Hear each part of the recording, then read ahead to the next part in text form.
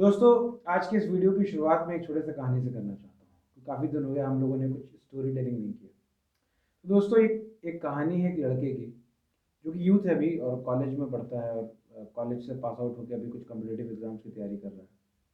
तो वो लड़का दोस्तों अभी चूँकि कोई एग्ज़ाम नहीं है, कोई टेंशन नहीं है, लाइफ बहुत मज़े में चल रही है एकदम, कोई टेंशन की बात नहीं है।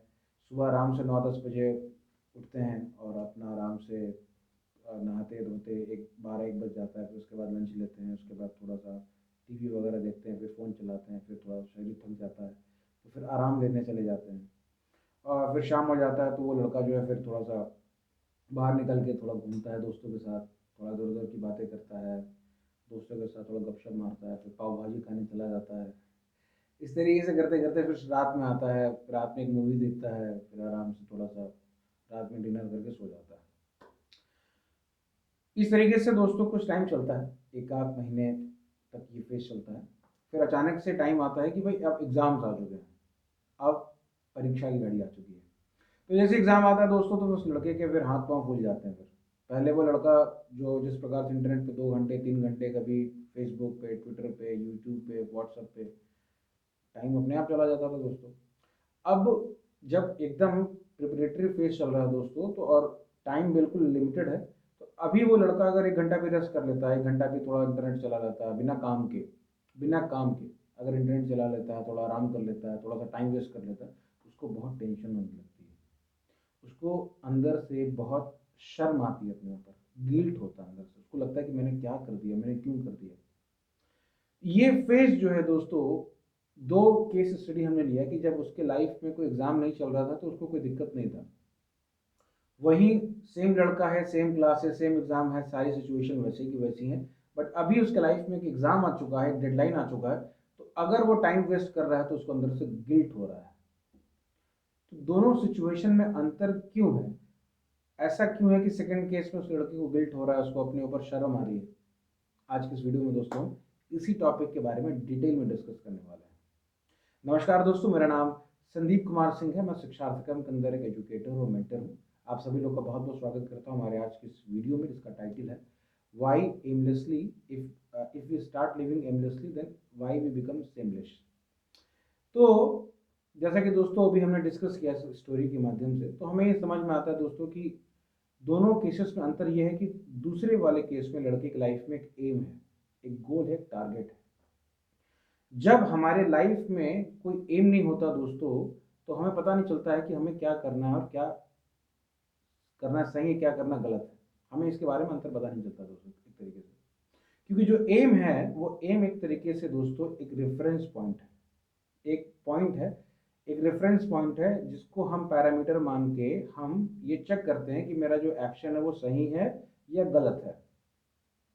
एक पॉइंट है जिसके थ्रू हम अपने आप को सेल्फ मेजर करते हैं, सेल्फ एनालिसिस करते हैं अपने एम को रेफरेंस बना के।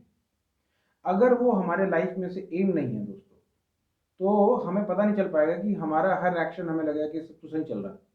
अब जैसे हम लोग अमूमन हमारा एक्सपीरियंस होगा, हम किसी से पूछते हैं और भाई क्या चल रहा है, तो हाँ सब सही चल रहा है, सब अच्छा चल रहा है। चाहे कितना भी बुरा क्यों ना चल रहा हो, हमें खुद भी पता रहता है कि यार इसके साथ तो बुरा चल रहा है, इसकी हालत ख़राब है, इसकी जॉब नहीं लग रही है, इसके साथ वैसा चल रहा है, पर हाँ भाई सब अच्छा चल रहा है। लोग ऐसे झूठ भी बोलते हैं, बट कई बार लोगों को पता भी नहीं रहता कि मेरे साथ सही चल रहा है कि गलत चल रहा है। क्योंकि लाइफ में कोई एम नहीं है दोस्तों, कोई टारगेट नहीं है, वो रेफरेंस पॉइंट नहीं है। फॉर एग्जाम्पल दोस्तों, अगर एक कोई जहाज हो दोस्तों, समुद्री समुद्री जहाज हो, नौसेना की जहाज हो दोस्तों, और उसको बंगाल की खाड़ी से ऑस्ट्रेलिया जाना हो, बट उसको ये ना पता हो कि उसके लाइफ में उस जहाज को ये ना पता हो कि मेरा एंड पॉइंट क्या है, मेरा डेस्टिनेशन क्या है, और जहाज अपने आप जो है समुद्र में जिधर की लहर आ रही है उसको उधर घुमा के लेके चली जा रही है। तो वो जो जहाज है दोस्तों, वो कभी अपने डेस्टिनेशन पे नहीं पहुंच पाएगी, और उसको ये पता नहीं चल पाएगा कि मैं जिस डायरेक्शन में जा रहा हूँ वो डायरेक्शन सही है या गलत है। उसको कोई गिल्ट नहीं होगा। एक और सिंपल एग्जांपल दोस्तों आपको देता हूँ। जैसे दोस्तों मान लीजिए मुझे दिल्ली से गुड़गांव जाना है और मुझे पता है कि मुझे रात के 8 बजे तक वहाँ पहुँचना, वहाँ मेरी मीटिंग है, वहाँ पे मेरा डिस्कशन होने वाला है, भगवद गीता क्लास होने वाली है। और मैं जा रहा हूँ, मुझे रास्ते में ट्रैफिक जाम मिलता है या मैं लेट हो जाता हूँ, मेरी गाड़ी खराब हो जाती है, मैं 9 बजे पहुँचता हूँ।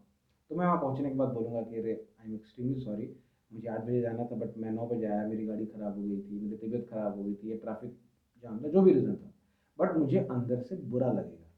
क्यों बुरा लगेगा दोस्तों? क्योंकि मेरे लाइफ में मुझे पता था कि 8 बजे मुझे पहुँचना है और मुझे गुड़गाँव जाना है। मुझे दिल्ली से जाना है, गुड़गाँव जाना है, ये रास्ता है और 8 बजे तक पहुँचना है। अब कहानी में ट्विस्ट करते हैं दोस्तों, अगर मान लीजिए कि मुझे पता ही नहीं कि मुझे कहाँ जाना है, मुझे पता नहीं कि कहाँ जाना है और कैसे जाना है। आप सेकंड केस में ये सोच के देखिए दोस्तों, तो मुझे हर रास्ता, हर गली मुझे सही लगेगा, हर रॉन्ग टर्न भी मुझे सही लगेगा, क्योंकि लाइफ में क्या है, एम नहीं है। अब गुड़गांव जाने वाला एम मेरे लाइफ से खत्म हो चुका है दोस्तों। तो इन शॉर्ट अगर हम दोस्तों देखते हैं कि अगर हमारे लाइफ में जब एम नहीं रहता दोस्तों, तो हमें पता नहीं रहता, हमें अंदर से कुछ, we become totally seamless person, seamless. हमें पता भी नहीं रहता कि अगर हम कुछ गलती कर रहे हैं तो उसके लिए हमें कोई गिलानी नहीं होती, क्योंकि वो कोई पैरामीटर नहीं है जिसके थ्रू हम चेक कर सकें कि सही कर रहे हैं या गलत कर रहे हैं, ये सही रास्ता है या गलत रास्ता है, क्योंकि एम नहीं, कोई डायरेक्शन नहीं, कोई टारगेट, कोई गोल नहीं है। तो अब हम दूसरे अपने थीम पे आगे बढ़ते हैं दोस्तों इसके अंदर, और अगर हम इन डेप्थ एनालिसिस करने का प्रयास करते हैं तो क्यों हमें ऐसा क्यों होता है दोस्तों कि हमें बुरा लगता है? अगर हम एमलेस है तो शेमलेस क्यों लगता है? क्यों हमें अंदर से क्यों? अभी तो हमें स्टेटमेंट पता चल रहा है कि भाई अगर एम नहीं रहेगा तो बुरा लगता है, पर क्यों ऐसा होता है? इसका रीज़न क्या है? आइए दोस्तों इसका हम रीज़न समझने का प्रयास करते हैं। रीज़न बहुत सिंपल है दोस्तों, क्योंकि हमारा जो अंदर से जो मन है दोस्तों, उसके अंदर कई प्रकार के डार्क डिज़ायर है। गाने भी बनते हैं दोस्तों कि मन के चक्कर में मत आइयो रे, जीते जी मरवा देगा। तो मन हमारा दोस्तों, ऑलरेडी मन के अंदर कई प्रकार की बुराइयां हैं, कई प्रकार के डार्क डिजायर्स, अनवांटेड डिजायर्स हमारे मन के अंदर वैसे ही हमारे अंदर पहले बहुत बचपन से ही कई संस्कार ऐसे हैं, पूर्व जन्मों के संस्कार है मन के अंदर, ऐसे संस्कार हमारे अंदर हैं। दूसरा, हमारे कल्चर में आसपास के सराउंडिंग्स में भी ऐसी फैसिलिटीज़ हैं दोस्तों, जो अंदर के उन अनवांटेड डिज़ायर्स को, डार्क डिज़ायर को पूरा करने के लिए बहुत तरीके से फेवरेबल है। इंटरनेट है, आसपास ऐसे डिस्ट्रैक्शंस हैं, आसपास ऐसे फ्रेंड सर्किल हैं, ऐसे इस प्रकार का एसोसिएशन है।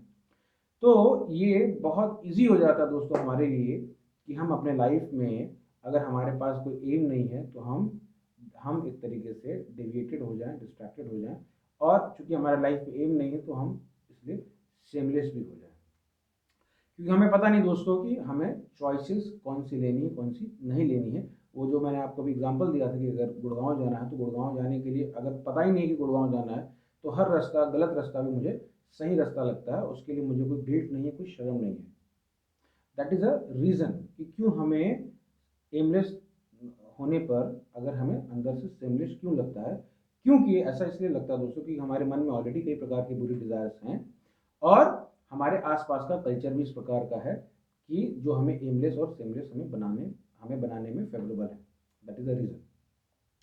अब इसके एक स्टेप अगर हम दोस्तों अगर इसके अंदर और जाते हैं कि गिल्ट अगर मान लीजिए मुझे दोस्तों आ रहा है, अभी तक हमने दो थीम से दोस्तों ये निष्कर्ष निकाला है, ये हमने हमने और आप दोनों लोगों ने मिलकर ये समझा है कि हमारे लाइफ में एम का होना बहुत आवश्यक है। अगर एम नहीं रहेगा दोस्तों तो वी विल बिकम शेमलेस, और उसके बारे में हमें पता भी नहीं चलेगा कि हम सही कर रहे हैं, गलत कर रहे हैं। इसलिए एम का होना बहुत आवश्यक है। अभी तक हमने इन एग्जाम्पल्स के थ्रू समझने का प्रयास किया।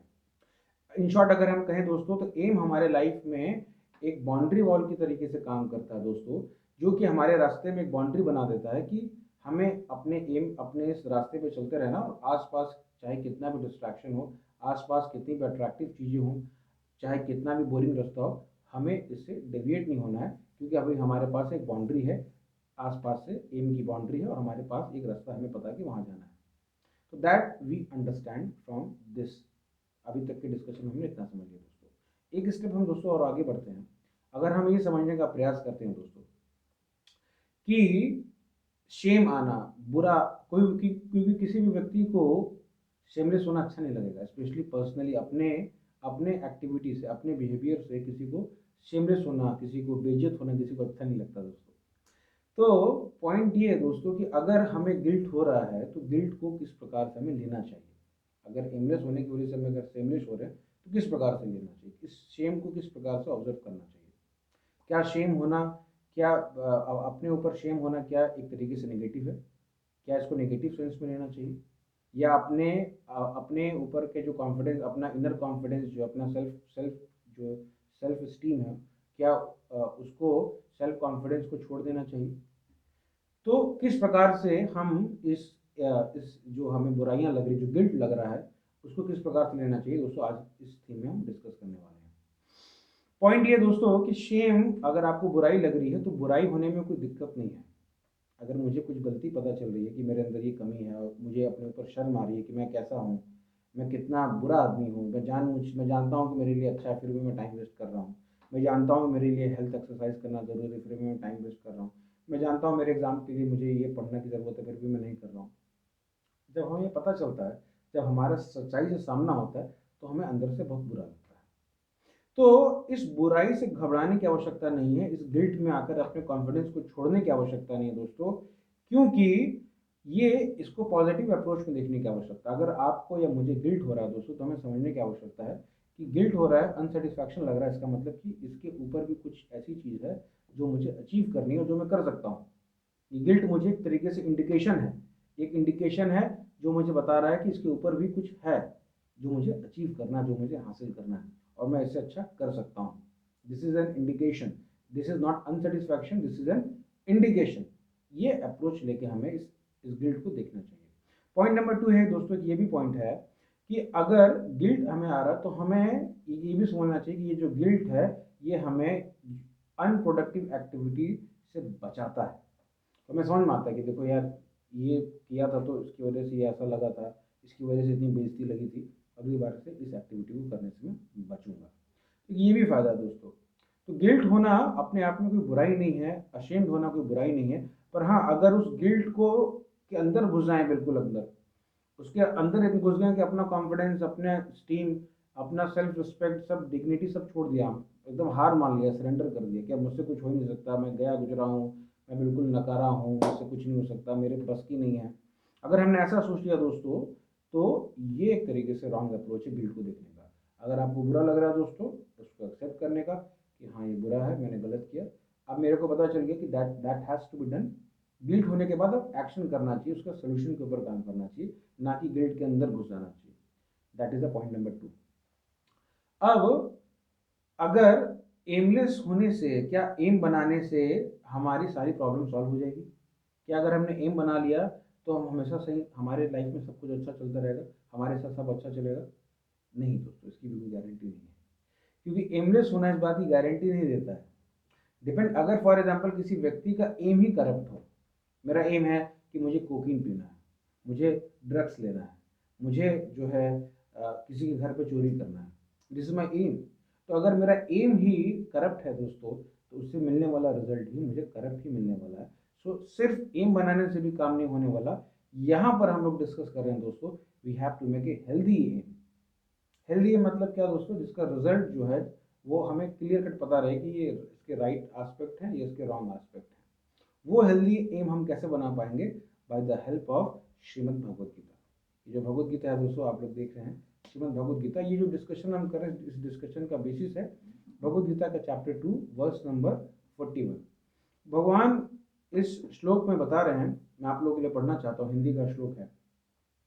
व्यवसात्मिका बुद्धिर एकर ही कुरुनंदन, बहुशाखा ही अनंतस्य बुद्धय अवस्यायितम। मतलब भगवान कह रहे हैं, जो इस मार्ग पर चलते हैं वो प्रयोजन में दृढ़ रहते हैं और उनका लक्ष्य भी एक होता है, उनके लाइफ में एम होता है। हे कुरुनंदन, जो दृढ़ प्रतिज्ञ नहीं है, जो डिटरमाइंड नहीं है, जो एमलेस है, उनकी बुद्धि अनेक शाखाओं में विभक्त रहती है। मल्टी डाइवर्टेड हमारा इंटेलिजेंस हो जाता है दोस्तों, अगर हमारे लाइफ में एम नहीं है। तो आज के डिस्कशन से दोस्तों हमने भगवद गीता के चैप्टर 2 वर्स नंबर 41 से हमने ये सीखने का प्रयास किया दोस्तों कि हमारे लाइफ में एम का होना कितना आवश्यक है। अगर हमारे लाइफ में एम नहीं रहेगा दोस्तों, तो हम एक प्रकार से शेमलेस हो जाएंगे दोस्तों, और हमें पता भी नहीं रहेगा कि हमें क्या करना है, क्या नहीं करना है, हमारे लिए क्या अच्छा है, क्या बुरा है, और हमें राइट और रॉन्ग के बारे में अंतर पता नहीं चलेगा अगर हमारी लाइफ में एम नहीं है। दूसरा, हमने ये भी समझा दोस्तों कि एम के ना होने पर जो गिल्ट होता है, उस गिल्ट को हमें किस प्रकार से देखना चाहिए, उसको किस प्रकार से एक्सेप्ट करना चाहिए, उसको किस पर्सपेक्टिव में हमें गिल्ट को देखना चाहिए। तीसरा, हमने ये भी देखा दोस्तों कि एम में हमने ये समझने का प्रयास किया कि we have to make a healthy aim. जरूरी नहीं कि हर एम जो है हमें जो है सेमलेसनेस से बचाएगा।